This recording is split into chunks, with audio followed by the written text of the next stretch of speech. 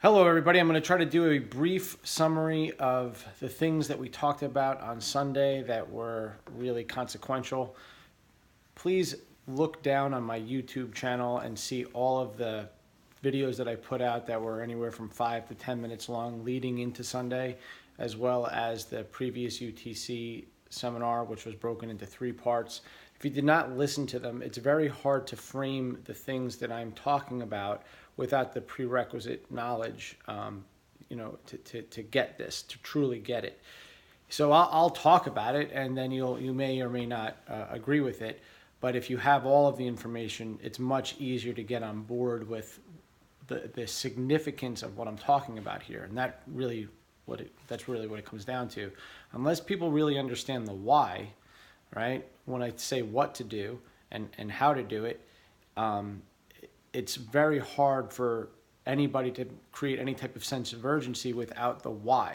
And that's really what those earlier videos were about.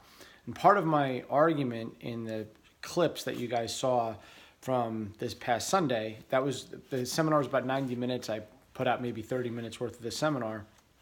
Part of my argument is that you hear me saying, this is all you've got in the morning, this 15 minutes, this half hour, whatever you carve out in the morning for yourself to create an environment where there's real neuroplasticity, there's truly neurogenesis, there's an opportunity to start your day in a very particular way.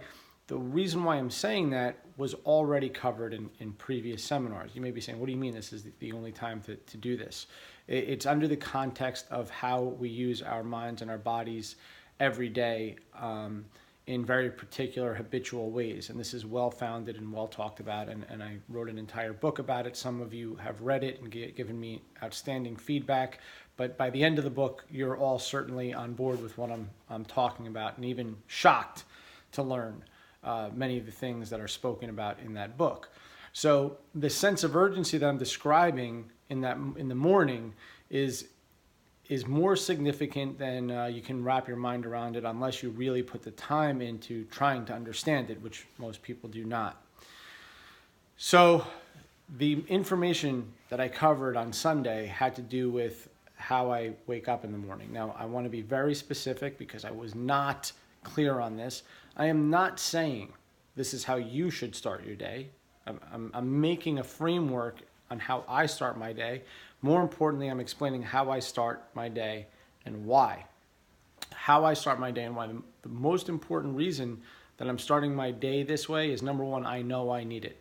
I happen to have gone through a lot of really challenging, traumatic things over the past 8 years, which I shared briefly, not specifics, but many other people have. I'm not singling myself out as somebody special or woe is me. I'm simply saying that I know that I needed to do something for myself that was that much more that was that much more sort of over the top to overcome certain emotional obstacles that I was encountering.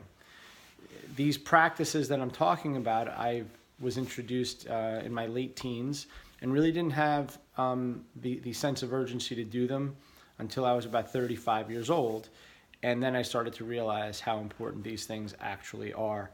And so the way that I do what I do has been refined over time, and more importantly, grounded in science.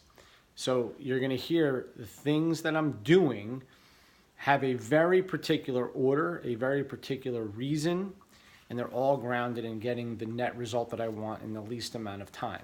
So again, this is what I've done, what I have found works for me, and I'll explain what's going on here. And then if you already have your own morning ritual, maybe you take 1 or 2 things, or if you hear something that makes sense to you and why I'm doing it, maybe you can adopt it for yourself. So first thing is how we wake up. We wake up, we have to get out of bed. So you put your cell phone across the bedroom. You put it somewhere where you just need to get out of bed. The worst thing you can do is hit the snooze alarm. This is a whole longer, large topic, but please trust me, you need to get up and get out of bed. As soon as you get out of bed, I make myself coffee. I put in ghee or a very good organic butter along with some coconut oil, which is a version of bulletproof coffee. I don't put the protein in, but I'm putting good fats in, and for good reason. We could talk about that another time. I take 3 supplements. I take my vitamin D3 with K2. That's one supplement. We sell it at the gym. It looks just like that. Vitamin D with D3 with K2. Why with K2? This is newer research that's come out within the past year, but I'll maybe put out a separate seminar just on that, or a separate video clip on that. But D3 with K2 is my first supplement. The second supplement is a lion's mane or some version of lion's mane, which Jordan talked about in the video toward the end of part 2, if you want to hear about lion's mane.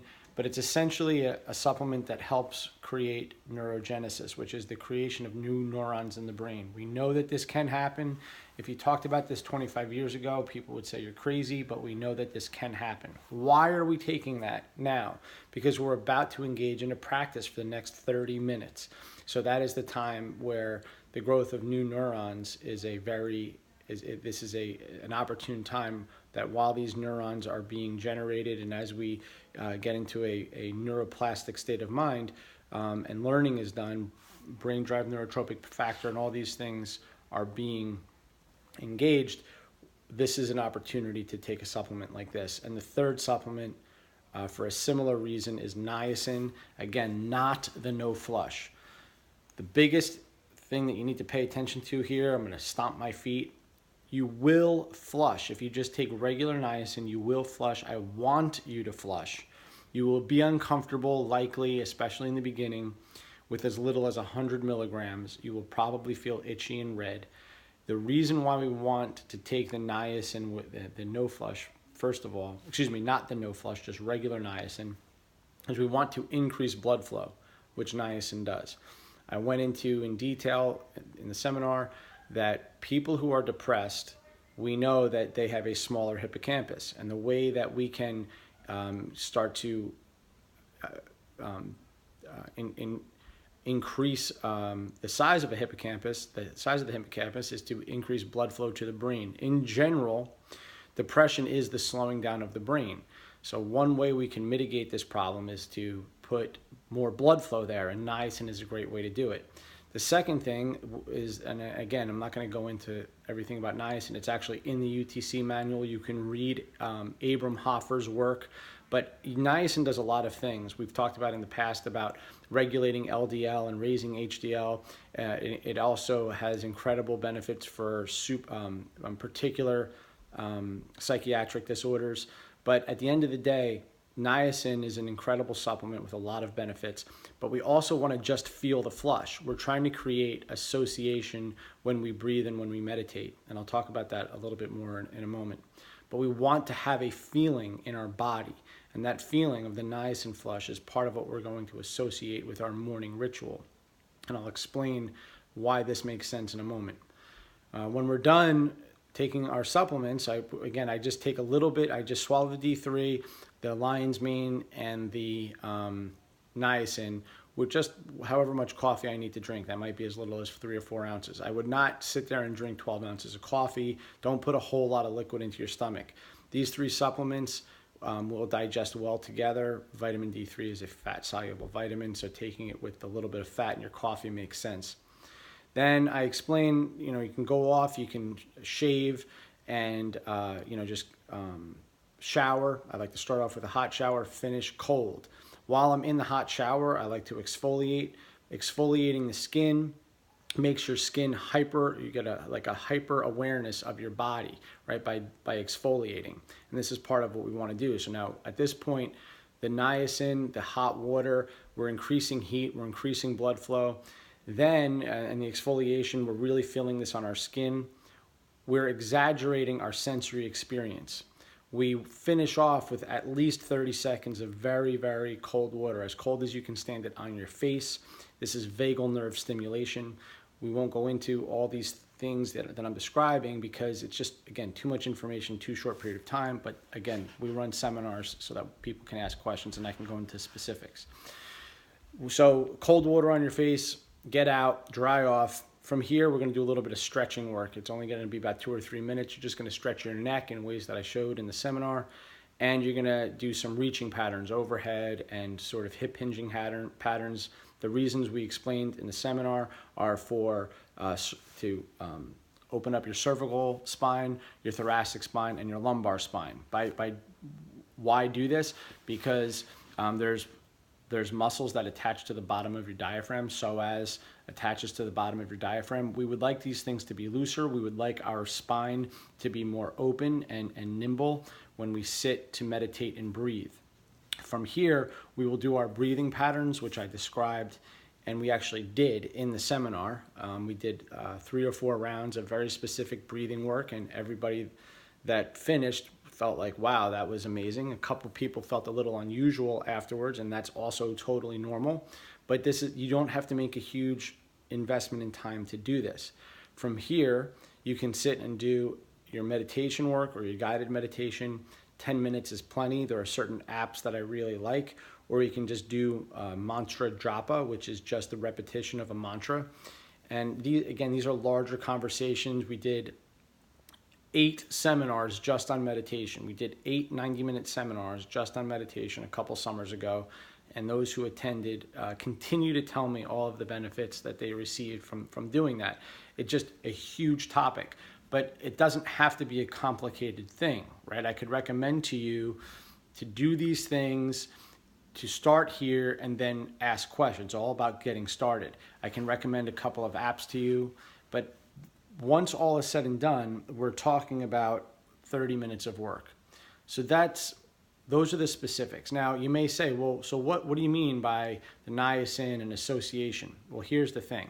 How you set up your meditation area matters. There's reasons why the colors that I use, the scent that I put into the room, what I read afterwards, which is a whole nother thing we talked about, that's the perfect time after that 30 minutes and after your mind is very quiet to read something meaningful so that you can contemplate that for the rest of the day. The whole point would be throughout the rest of the day, how often can you bring the memory of what you just created in the morning to mind? That is the point of a mantra. There is nothing magical about a mantra, but if you repeat a mantra over the course of 10 minutes every morning, over the course of 20 minutes every morning, over the course of 30 minutes, whatever morning, the more you practice, the better you get. But now if you're in traffic and you remember the sound of the mantra that you were given, that tends to have a calming effect. Well, this is exactly what we can do with even our supplements. So every time we take niacin, the feeling of niacin maps onto the exact feeling that you have sitting in a chair.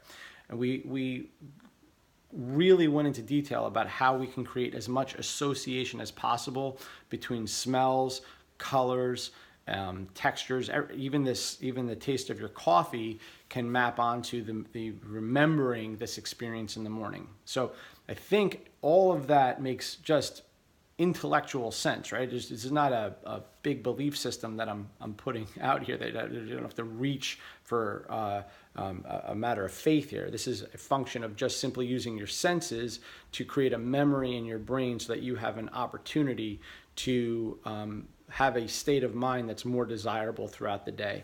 And that's how we approach this seminar, because it really is all about managing emotional stress. And if you can tell me a more practical way to deal with emotional stress as a strategy than to do these practices in the morning. I also talked a little bit about red light therapy. If you scroll down in the newsletter, you'll see a 90-minute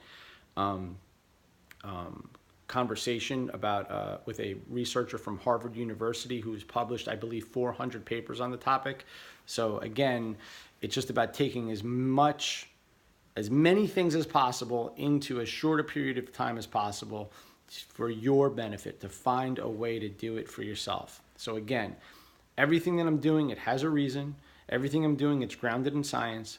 This is what I found the best things to do for me to help me with my own struggles. If you have better ideas, please share them with me. I'm happy to listen, and if they sound reasonable, I am the first one to research it and try it out.